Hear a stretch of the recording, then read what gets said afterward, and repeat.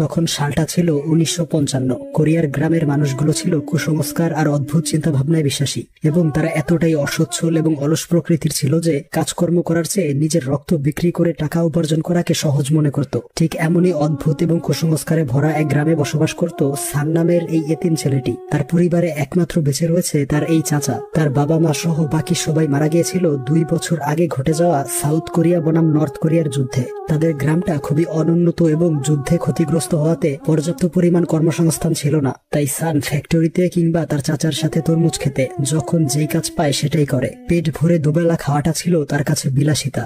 একদিন সেই তরমুজ ক্ষেতের মালিক এবং তার মেয়ে সেখানে ভিজিট করতে আসে। মহিলাটি তাদেরকে জানায় গতকাল তার মেয়ের বিয়ে ক্যান্সেল হয়ে গিয়েছিল, কারণ হবু জামাই কখনো রক্ত বিক্রি করেনি। এই শুনে জু বলে, আপনি ঠিকই করেছেন, প্রত্যেকটা প্রাপ্তবয়স্ক পুরুষকে অন্তত একবার হলেও রক্ত বিক্রি করতে হয়, তা না হলে তার পুরুষত্ব নিয়ে প্রশ্ন উঠবে। এরপর তারা চলে গেলে জু তাকে বলে, তোমারও উচিত রক্ত বিক্রি করা, না হলে তোমার বিয়েটাও ক্যান্সেল হয়ে যাবে। এরপর ফ্যাক্টরিতে কাজ করার সময় সান যখন তার বন্ধু শিম এবং রিয়ং এর সাথে বসে বিশ্রাম নিচ্ছিল, তখন প্রতিদিনের মতো সেই গ্রামের চা বিক্রেতা মেয়েটা চলে আসে। সান বলে এই মেয়েটাকে তার কাছে খুব ভালো লাগে, কিন্তু রিয়ং বলে সে এই মেয়েটাকে মোটেও পছন্দ করে না। এর কিছুক্ষণ পর চলে আসে জিউন নামের পপকর্ন বিক্রেতা মেয়েটি। সে এতটাই সুন্দর ছিল যে গ্রামের সবাই তাকে মিস বিউটিফুল বলে ডাকত। তার সৌন্দর্যে আকৃষ্ট হয়ে তারা পপকর্ন কেনার জন্য পাগল হয়ে যেত। তাই সানের বন্ধুরাও টাকা তুলে পপকর্ন কেনার জন্য এবং মিস বিউটিফুল বলে তাকে ডাক দেয়। তবে সানের কাছে টাকা না থাকায় সে পাশে দাঁড়িয়েছিল, তাই জিউন কিছু পপকর্ন তাকে ফ্রিতে দিয়ে দেয়।